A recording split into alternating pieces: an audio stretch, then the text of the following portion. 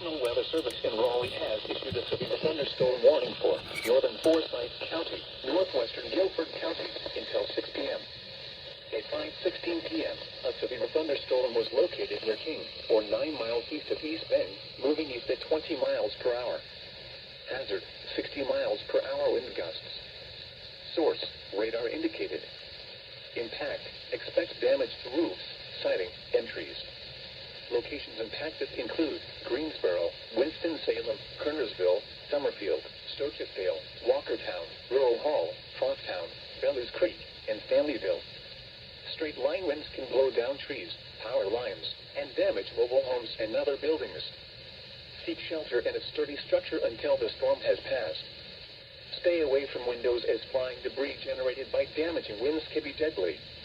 Repeating, a severe thunderstorm warning has been issued until 6 p.m. for the following counties in North Carolina: Forsyth and Guilford,